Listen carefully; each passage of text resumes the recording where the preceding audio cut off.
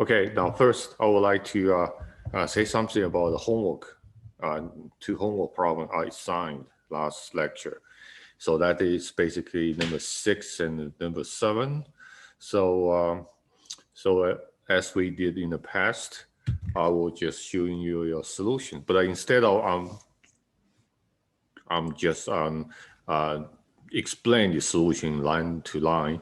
Instead of doing this, I'm going to explain this using a picture. So here, the set is very special.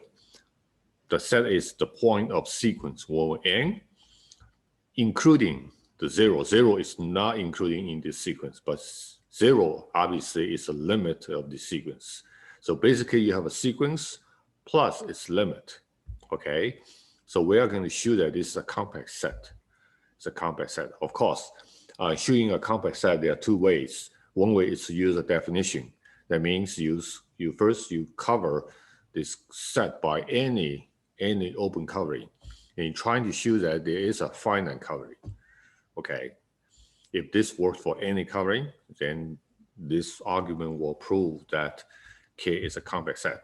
Another way to prove the compact set is to use the Hahn-Boreau theorem we proven last time to show that the set is a closed set, it's a bounded set. Okay, so in this case you can do both ways, but I was trying to explain one way using the definition. So you can see that the points looks like something like this. Okay, so the sequence point approaching to the red dot representing 0. Okay, and we want to show that these points together and forms a compact set. Now suppose you have a open covering of this set. We're trying to now show that there's a finite subcovering. Okay, now because this open covering cover everything inside this set, so therefore, the red dots, that means the limited point, should also be covered. It is covered by open set inside this family, inside the open covering, right? So red dot is covered by some open set in the covering. And then you can see that this red dot will become interior point of that open set, cover that point. And so therefore, there must be a small ball, or I use the red color ball, so that the whole ball is inside this, inside this open set. Okay. Now, since the sequence converges to the red dot, so therefore, using epsilon and n argument, you can see that as n large enough, all these points with large n, the xn will be, over n will be inside this red circle, or you can see the intervals. Okay, so therefore you can see when n large enough, all the points will be inside that open set. Okay, that means all the points will be covered by the open set except some finite number of points outside. Okay, so for the outside point, there are only a finite number of them. So each point will be covered by one open set in the family. So therefore, there's only a finite number of points outside. So these outside points can be covered by a finite number of open sets in the family. So all these open sets together with the first one that's covered, the red dot, covers the whole things. So therefore, you can see that this covering always carries a finite subcovering. So therefore, you can conclude that the K is a compact set. Okay. So you can see that the proof is basically follow this argument. Another way to prove this is to show that K is closed and bounded, and you can think about it by yourself. Okay. All right. The number 7. Number 7 is saying that suppose you have a compact set in R. So this means that K is a compact set in the one-dimensional space. But however, any subset in the one-dimensional space can be considered as a subset in the two-dimensional space. So the question is, suppose K is compact in R, we're going to show that K is also compact in R2. Now this proof looks complicated, but however, it's not that complicated, okay? Because we can use Hahn-Boyer theorem. Now again, you can use both using the definition or using Hahn-Boyer theorem. Now I'm here choosing using Hahn-Boyer theorem. Now using Hahn-Boyer theorem, it means that now we know that K is compact. So this should, using Hahn-Boyer theorem, we see that K is bounded in R1, okay, and also closed in R1. So what we really need to show is that we want to show K is also bounded and closed in the R2 sense. Okay, so now we are going to show that since K1 is bounded in R1, this will imply that K is also bounded in R2. Now, since K is closed in R1, we're going to show that K is closed in R2. So therefore, K is also bounded and closed in R2. So therefore, K is compact in R2. So that's the argument. Okay, so it's divided into two parts. The first, you need to show K is bounded in R2. Then you show K is closed in R2. Now, again, I'm showing a picture. Now, since you can think about this, K is a 1D subset. Okay, it's bounded set. So obviously, this bounded set is also a bounded set in R2. There's nothing to argue. Okay, the only thing we want to consider is that suppose K is closed in R1. How can you show that K is also closed in R2? Okay, now think about it. So our goal is to show that K is closed in R2. Now, how do we show something is closed? So we know that. Now you think about how do we define the closed set? The definition. So in order to show something is closed, you need to show that the complement is open. Okay, so the argument is you pick a point in the complement and you want to show that this is an exterior point. Now, in our case, you can see K is closed in R1, okay? Now, within this one-dimensional subset, now what I mean by K is, suppose you pick a point. Suppose you pick a point not in K. That means outside point, okay? So there's only two possibilities. So maybe the K is still on the line, like the dot here, which is still on the line, but however, it is outside of K. But it is also possible that the point is not on the line. It's like this. It's away from R1, okay? And in both cases, we want to show that actually you have both points will be exterior point in the R2 sense. Now let's look at the first case. Suppose the outside point is on the line, okay? In this case, you can see since K is closed in R1 sense, so therefore this point on the line has to be an exterior point of K in R1 sense. So this means that there's a small interval surrounding this point such that this interval has no intersection with K. Now this interval can be extended as a ball, okay? So in this case, you can already see that there is a small ball so that which is completely outside of this K, even in the R2 sense. So therefore, this point is exterior point. Okay. Now in the second case, it's even simpler because you can see this point is distant from the R1. So therefore, if you use half of the distance to draw a ball, then you can see this ball is completely outside of K. So in both cases, you can see that both points are the exterior point. So this shows that K is a compact set in R2 sense, to conclude that the K is actually compact. All right, so that's the problem number 7. You can study more about this. Now you may want to think about how do we prove it, how we can prove this using the definition instead of using the Hahn-Boyer theorem. Okay, how do we use the, right? So, okay, so now let's move on.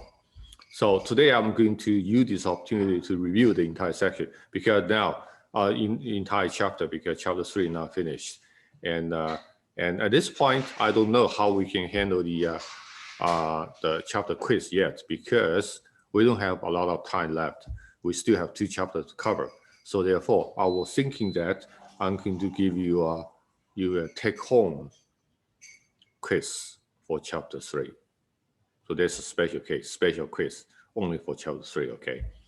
And for chapter 4 and chapter 4, we don't have any quiz. So both chapter 4 and chapter 5 will be included in the final, okay? But the final has to be comprehensive. So this means that the final is not going to just cover chapter 4 and 5, but also cover some of the material in the previous chapter. And don't worry about it. I'm going to guide you through how to review this. All right. Okay. So I'll continue to review something with the. We are going to prepare you for the quiz, the chapter 3 quiz. Okay. So for chapter 3, now you look at the list of problems. Okay. Everything I circled by red circles. So these are important things to review. Okay. Now so far we have already reviewed 6 and 7. Okay, and I also give you some open questions, like especially 7, how to prove the 7 using the definition of the compact set. Okay, so 6 and 7 is done. So now I'm going to say more about the 1, 2, and the 4. Okay, for number 2 and number 4, we have a very number 2 and number 1, number 2. Okay, so these are very useful approach. Again, you have 2 ways to use the definition, or you use the using the global way, right? Okay, you think about this by yourself, because we did this before. Okay, now here what I'm saying is that for this kind of problem, so in the quiz maybe there's some problem like this, okay, but it's not going to be. It has to be more complicated. So maybe think about it. So here you have only 1 hole for number 2. So there's a hole inside there's an open hole inside the closed set. And maybe you have 2 holes or 3 holes, something like this. But the same way applied, the same argument applied. You can prove this, okay? All right, so this is number 1, number 2. You're supposed to trying to understand more and prepare more in that direction, okay? And then I'm going to give you some special example. So this special example is not included. I mean, this example we talked about before, when we talk about the cluster point, right? This example. But I'm going to continue to use this example to show something else, and that is also important in the quiz. Okay. Now this is a sequence. Okay, and xn equal -1n, n over n plus 1. So this sequence is not converging sequence. You can see that there's oscillating between -1 and 1.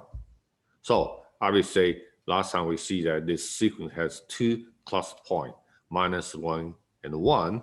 So you can see their subsequence x2k goes to the first, goes to the one of the cluster point, that is 1. The other one is x2n plus 1, goes to the other cluster point. Okay, now this is just an example, showing you some example about how to identify the cluster point. But here, I'm going to do a little bit more than this. So you think about A. A is think about A is it's a set. A is a set in R1. So this set is a sequence. Okay, consists of many points approaching to something. It's not approaching to something. It's oscillating between -1. Now, given a set A, actually given any set, you can ask a bunch of questions regarding this set A, like the interior point and the boundary point and the closure and isolated point, something like this. Okay, so that's the things I'm going to study with you. So the first question is, so think about A is a set. Okay, now what do you think about how can you identify this interior point of this set A? Anyone can tell me?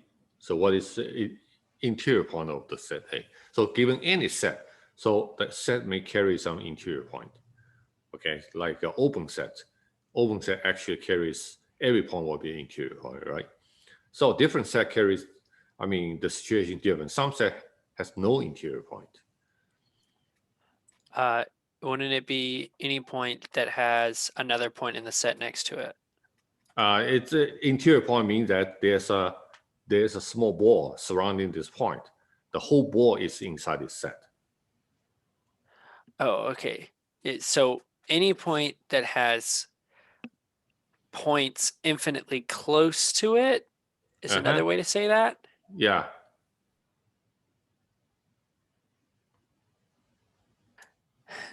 Sorry, what was the question again? Okay, so given set A, okay, like I mean A is given by xn, is a sequence. Okay.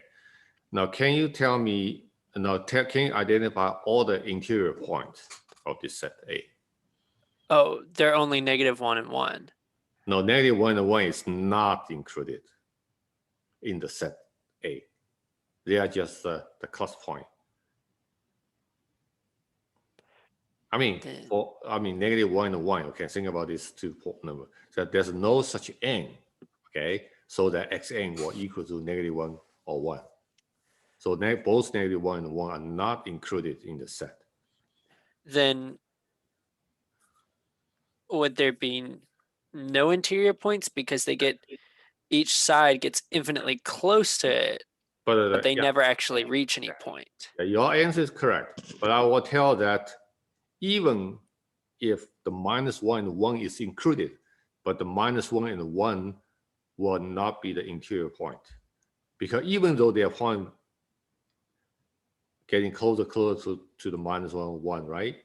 But there's no small interval, a small ball surrounding -1, 1, so that the entire ball belongs to A. So this is a set of boundary points. Yeah. So in this example, every time you have a sequence, okay, normally we don't have any interior point. This is what happens. Okay. Okay, now the second question is the boundary point. What do you think of the boundary point? Now, first think about what is boundary point. Boundary point means that for any ball, for any interval, center at this point, and there must be some point from A, and must be some point not from A. That's called a boundary point.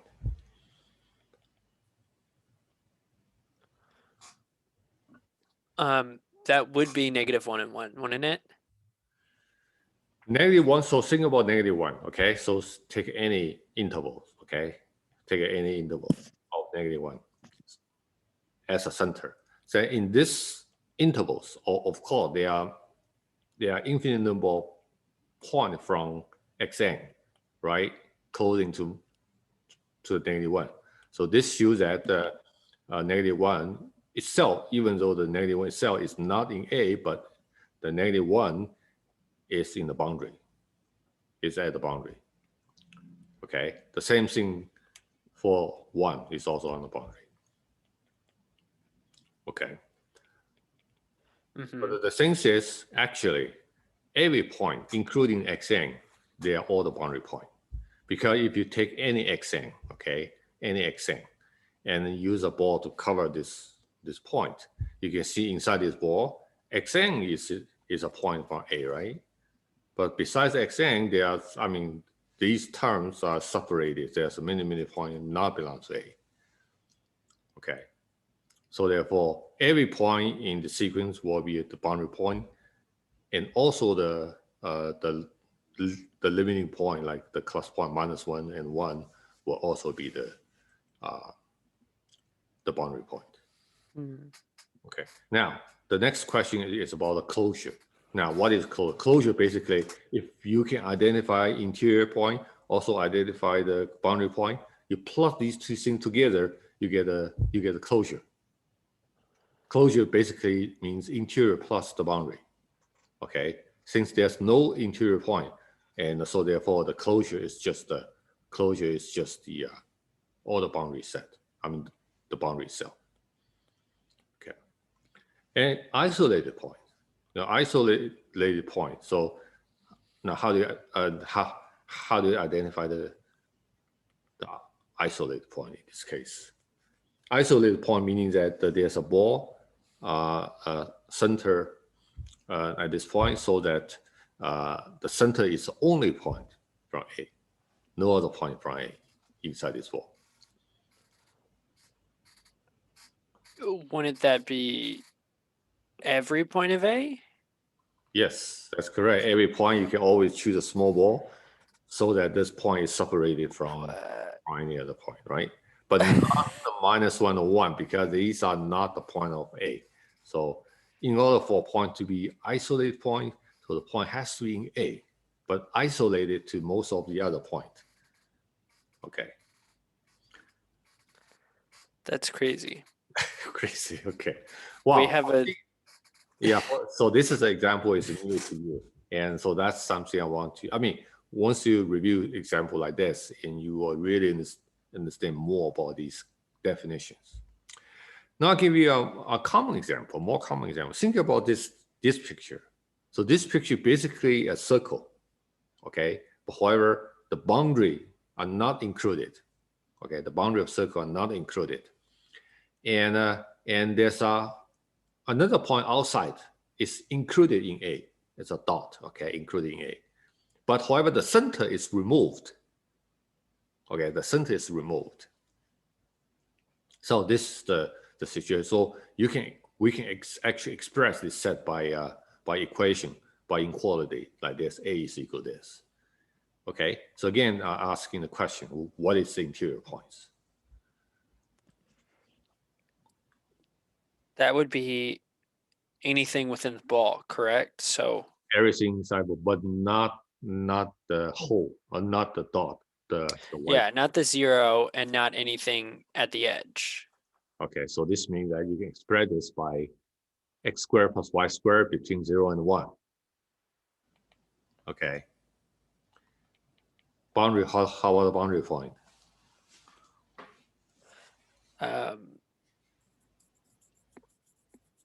That's going to be 0 and anywhere where x squared plus y squared equals 1.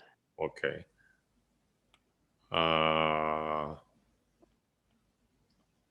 But why 0? Because any ball, it is small circle surrounding the center. 0, 0 carries point from A, and also some point not from A. Not from A is just the point itself. Okay. But however, and this also include the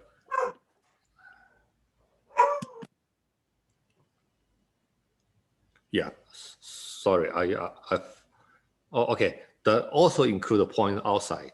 Outside is an isolated point, but it's also the boundary point. Okay, because every isolated point has to be a boundary point. But I forgot to put the center there, so it should be union the center. Okay, union the 0, 0. Okay. All right, so then you can put a closure. Closure that means everything, including the center. Okay, including the center. And the cluster point. Now, how do you think about the cluster point?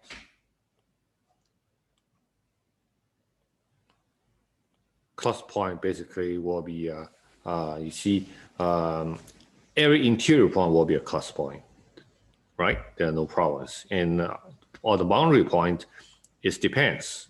But in this case, you can see everything inside this closed circle is a cluster point, including the 0, 0. Okay, but the outside point is an isolated point. It's an isolated point. So there's only one isolated point is 2, 0. That's it. Okay, so I'm showing this picture is that this will help you to understand more of these kind of points, and this kind of problem may appear in the quiz. Okay, may appear in the quiz.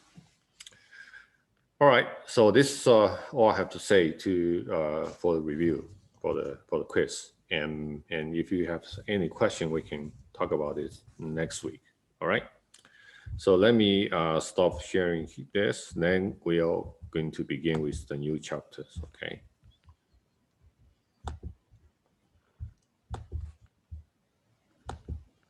Okay.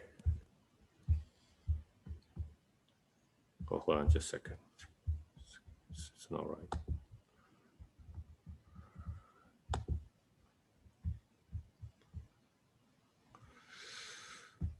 Hold on just a second. Okay, here it is.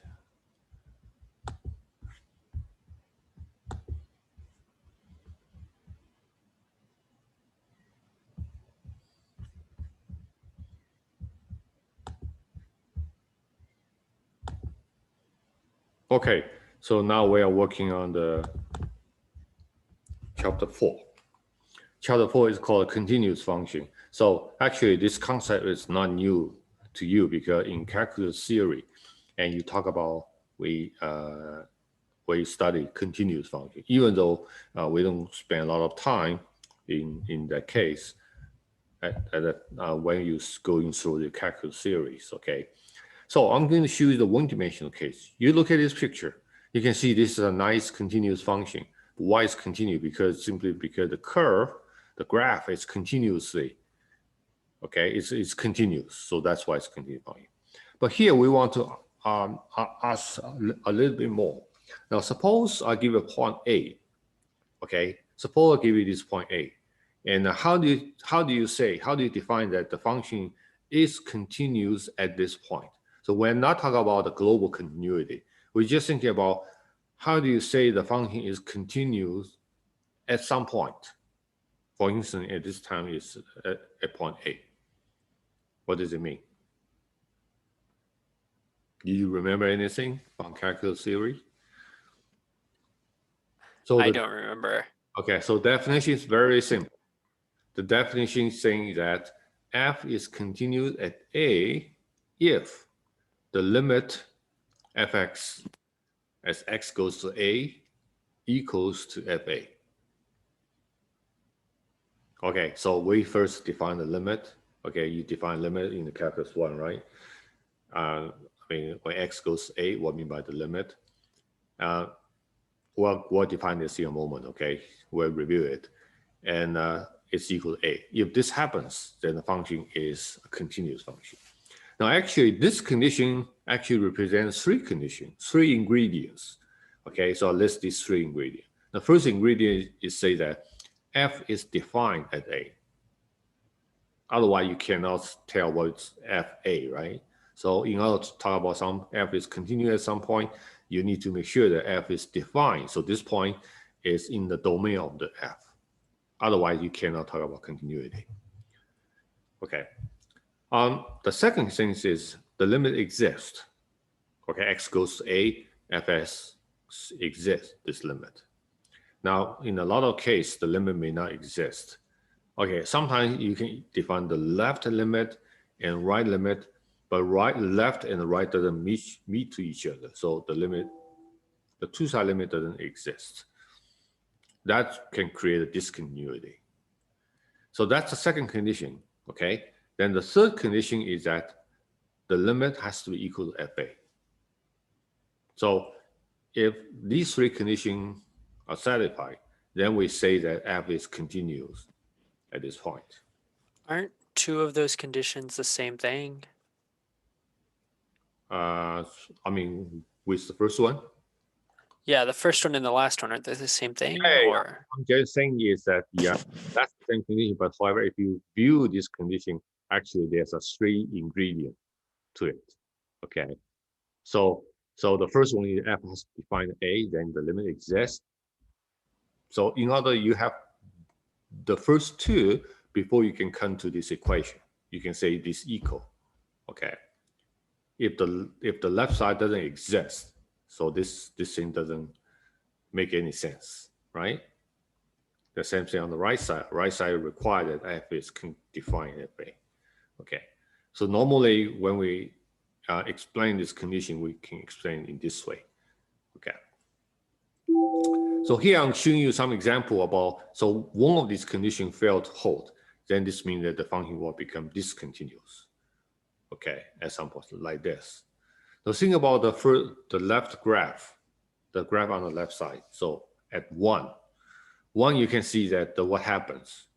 So the solid door, meaning the definition of the function at 1, is away from the curve. Okay, there's an open dot on the curve. So what this means is you can see the limit exists. The limit of function on both sides meet to each other exists. But however, the limit does not equals to the function value. That means the third condition failed to hold. Okay, so you can see that the function is discontinued at 1. And the same thing, the function discontinued at 2 is because the limit doesn't exist. You see, the left side limit exists, the right side limit also exists, but however, they don't meet each other. They're not equal. Okay, then you look at the picture on the right side. Okay, there's a 3 point. So think about -1.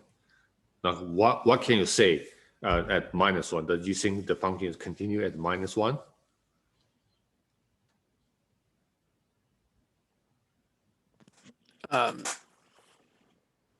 What's wrong with this function at -1? Well, it's discontinuous. It doesn't actually include the point. Yeah, the point point doesn't exist. I mean, there's no solid point.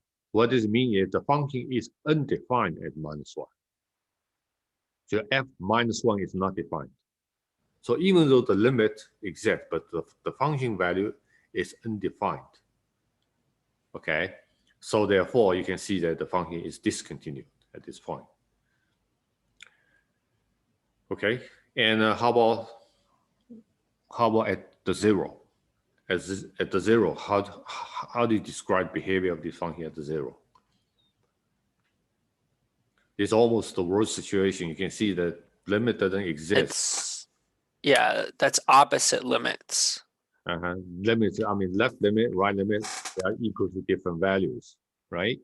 And also the function value at where? The solid dot is at 5 on the y-axis. Okay, it's away from so it's and almost the condition 2 and 3 both fail to hold. And at the 2, at y-axis equal to 2, so you can see there's a dot. I mean, the limit doesn't exist, but function value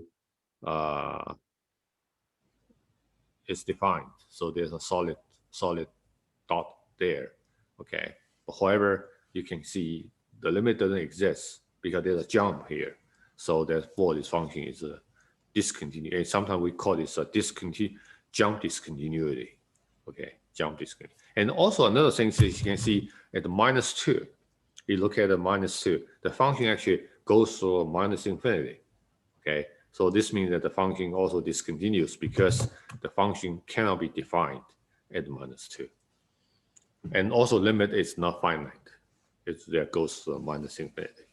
Okay, so all these examples showing you some special cases about why these conditions are important when you define the limit. So function has to be defined at the point, and so also limit exists, and limit equals the function value. So there's a 3 ingredients. All right. Now here we are going to extend this to the multidimensional case. Okay, to the multidimensional case. And so the first condition, f is defined in A, so this easiest one. And then we look at the second one and third one. So we're going to do this one step at a time, all right? Okay, so let's begin with 4a. 4a, so we first define a function, okay? A function. And remember in the math 415, we define the function. So here the multidimensional case. So we define function with domain D in RP space, and the range RF, the range of RF is in the RQ space. Okay, so that's one thing we want to define. And also technically we have to consider the ball center at X is denoted by BRX. So here we're talking about the distance in the multidimensional space. It's like the X minus Y, the distance is equal to, I mean, each component, the difference of each component. Then you square it, you take a sum, then you take a square root. So that's the p-dimensional space, the distance inside the p-dimensional Euclidean space. Okay, so this notations. So we have to use these notation when we describe the continuous function, okay? Now, here's the picture. So f is a function in the df in the RP space, and then the range in the RQ space. So because they are high dimensional space, so I'm unable to demonstrate, I mean, except in the two-dimensional case. So in most of cases, my example is a function from R2 to R2. Okay, it's once you get to the three-dimensional case, they'll be very complicated using picture. Okay, now here's the situation. Now first we have to define limit of functions, and the limit of function, it can be defined the same way as we define the limit of sequence. Okay, all right. Now when we define limit of function, so here we are giving a function f. Okay, we talk about df. We call df the domain of f, and let's take a point inside this domain. But the point maybe it's only required to be in the closure domain. So this means that A itself may not belong to df, but however, it has to be on the boundary at least. It has to be at least on the boundary. Okay. So once we define the limit, we don't require A has to be exactly on the domain. However, when we define the continuity, A has to be inside domain. Okay, there are two different things. Now here we first define the limit. Okay, here's the reading has to be the limit x goes to A fx, supposed to be, I missed the x. Okay, so this functions carries a limit b. The limit b has to be in the RQ, right? When x goes to A. What does it mean? I mean, I can also use the epsilon argument. Okay, so this means that for every epsilon greater than 0, there is another small number called delta epsilon. Okay, the delta epsilon basically depends on epsilon. If epsilon getting smaller, delta epsilon may getting also smaller. Such that, and for all x in df, as long as x is close to A within a delta distance, then the image fx will be closing very close to B within the epsilon distance. So this is what I mean by limit fx equals B when x goes to A. Okay, so here, so you can see the requirement of x minus A. So this basically saying that x is inside the delta ball of A. Okay, now x cannot be equal A is because fx may not be defined at A. So A is normally excluded. And here, the second inequality is that the fx, the image has to be inside the epsilon ball of B. Okay, so this looks like abstract, but if you are putting everything in a picture, you can see it's very simple. So basically, you can see a point in A. Okay, maybe A is not, the point of A is not in A on the boundary, but let's look at the situation. The point A is inside the DF. Okay, so you can see that, so this means that as long as for any epsilon greater than 0, you draw a small ball, B epsilon, okay, surrounding the B, okay? Then if you can find a small ball, B delta, inside the domain, so that no matter, whenever x is inside this ball, the fx, the image, will be inside the B delta, or B epsilon ball in the RQ. Now, if this is true for every epsilon, then we say that actually limit of f as x goes to A is equal to B.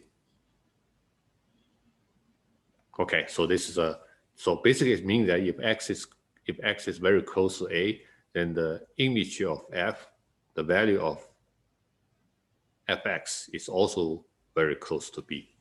Okay, but mathematically we have to define these things in such a complicated way.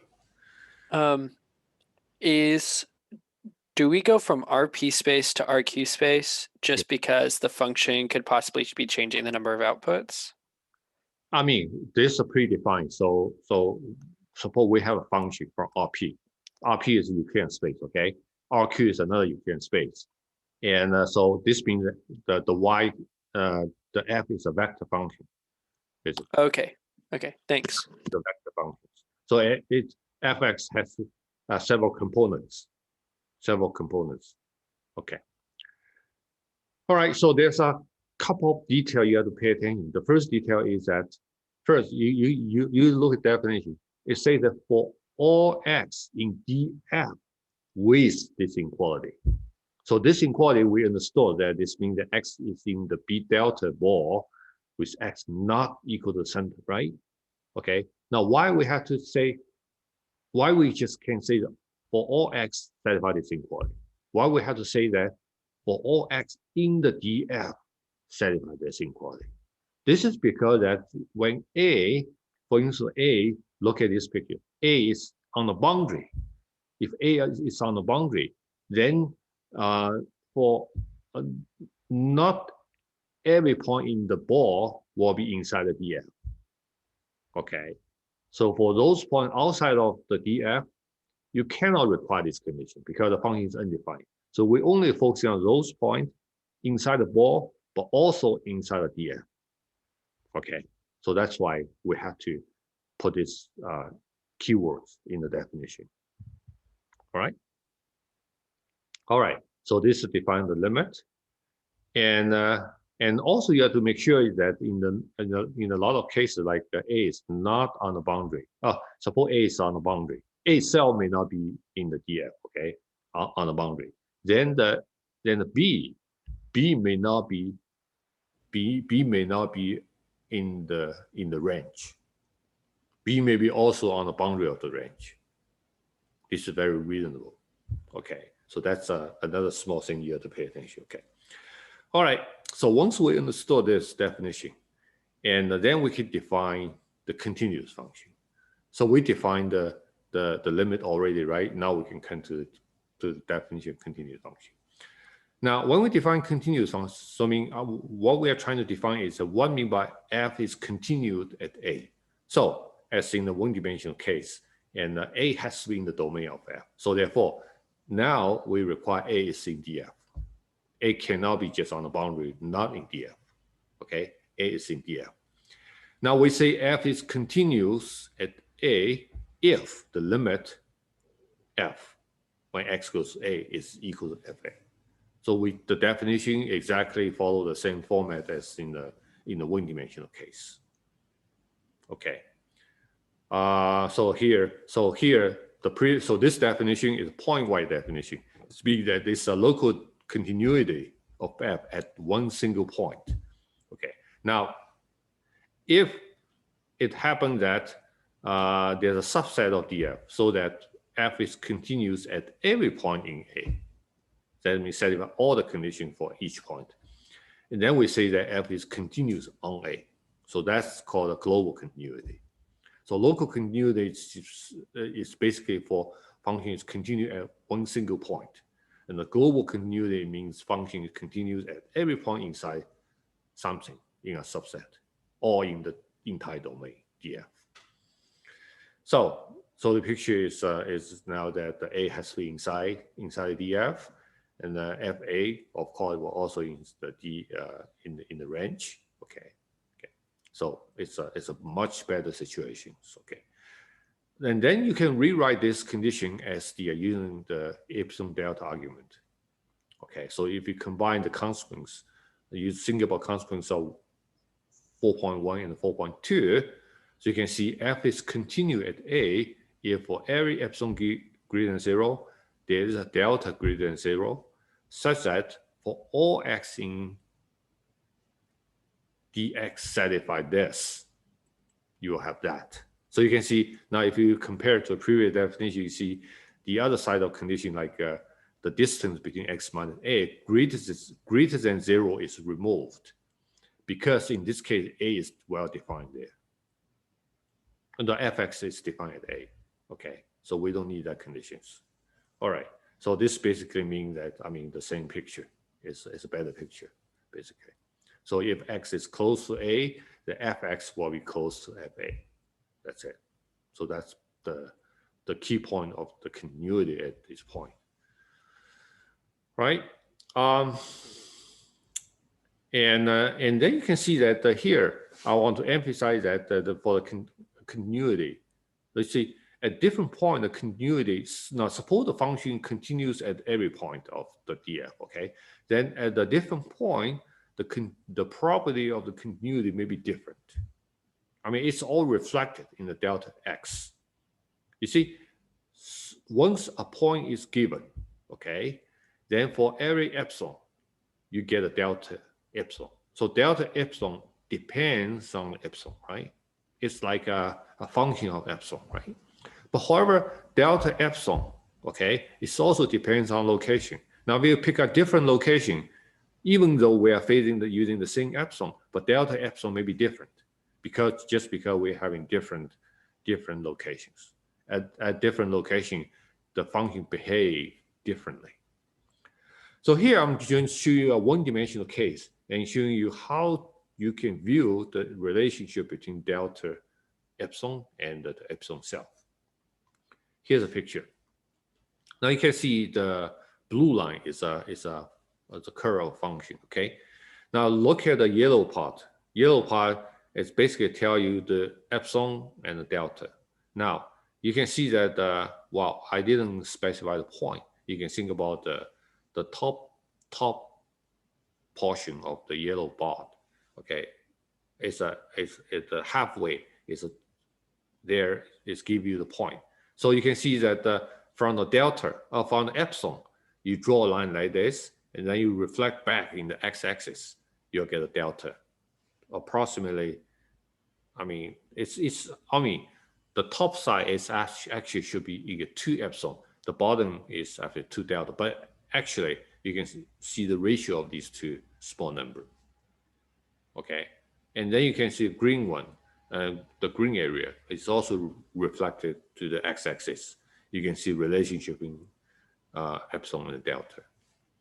Okay, so you can see with the same epsilon, okay, but however we talk about the different location, then the delta is different. Okay, the size of the delta, the ratio, especially ratio with the epsilon, tell you a lot of property about the behavior of the function, a local behavior of the function. And that's something we want to talk about later. I mean, not today, but next week. Okay, then we are going to continue, okay?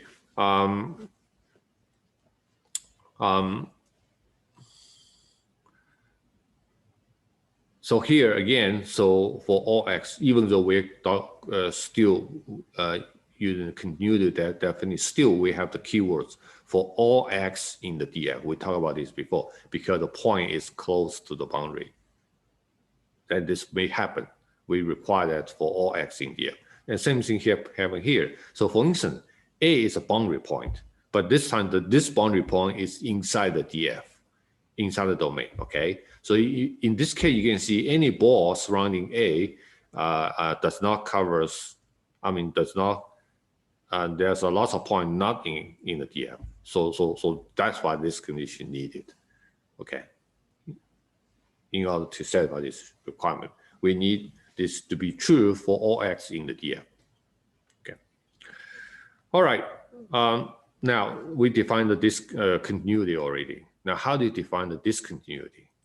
To define discontinuity, you can negate the definition, right? So if you negate the definition, you can see that the f is discontinued at A if there is a special epsilon naught greater than 0, such that for every delta, there is an x in df, and so that if distance small enough, and however the distance between image, however, is always remain greater than epsilon delta. So showing pictures better. So discontinuity, this means that there's always point exists sufficiently close to A, but however the image is still always away from the FA. Okay, so this means by this will give you a discontinuity. Okay. So that's the discontinuity criteria. Okay. And now we come to some theorem, and this theorem will connect the continuity, okay, with I'll make a connection with the sequence. Okay. Now so this theorem basically is saying that the F is continued at some point A, if only if, okay, for every sequence in DF with the xn equal to A. So that means taking now a sequence approaching to A, sequence point approaching to A, okay, then the limit on the sequence, look at the limit of the image of the sequence. Then the limit of image of the sequence has to be exactly equal to FA. So I draw this picture like this. So here, so if F is continued, this means that for any sequence, like if you look at the blue dots, okay, approaching to A, okay, the image, the corresponding image will Fxn will also close to approaching to the image of FA. If this is true, so this if and only if, this means that if F is continuous according to our definition, then this is true for any sequence, any such sequence. And if this is true for any such sequence, then F is also continuous.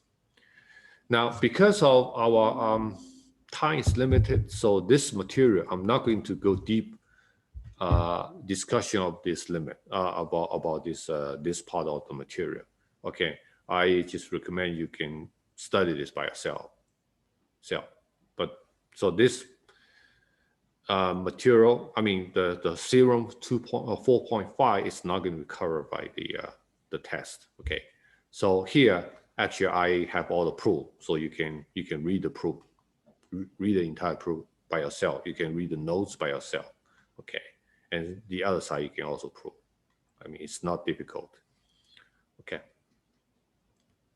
Okay, so there's 4.5, and then there's a 4.6. This is called the discontinuity criterion 2. Okay, and again, I choose to show this using a picture. Okay, now previously the function continued. This means that for every sequence xn closing to A, then the corresponding sequence fxn will approach to FA, right? Now, that's for continuity, continue at A. Now, if for F is not continued, so this means that there must be a sequence xn like this, still approaching to A, but however, the sequence of fxn failed to approach to FA. So if it is discontinuous, something this may happen. It's always happened for probably sequence xn. Okay, so this is another way to characterize what I mean by discontinuity at A. So this is called discontinuity criterion 2. Okay, again, I choose not to cover to say too much about this material. Okay, okay, so this is mainly today's lecture, and there's exercise. And so the first full problem is about this it's connected to the definition of continuity. So you don't have to do number 1, but I will recommend that you work on number 2, 3, 4. Okay, and these are just one-dimensional examples. It's much simpler to understand and to see how we can prove the function is either continuous or not continuous. All right. So again, next Tuesday, I'm going to say something about the solution of this homework. Okay. All right. All right. So so next thing we want to talk about is uniform continuity. So I'm going to talk about this next time. All right. So that's it for today. Right. And do you have any questions? Professor, why not be the chapter 3 quiz? Excuse me? Why not be the chapter 3 quiz? The final will cover chapter 4 and chapter 5. And also some other previous material. So at what time would be the chapter 3 quiz? Chapter 3 quiz? Yeah. Chapter 3 quiz. Oh, sorry I misunderstood your question. I intend to post the chapter 3 quiz as a take-home test because I can't afford to give you another class to run this quiz. It's a limited time take-home test, something like this. I'm going to give you the homework problem maybe at 4 o'clock today, for instance, okay? And you're required to finish this tonight and submit homework by 11 o'clock the second day. I understand. Thank you. Okay, so that's called a limited time. The take-home test with limited time, right? Okay, so today's lecture, and so this lecture is actually recorded, and you can view the recorded lecture again if you want. Right? Okay, thank you.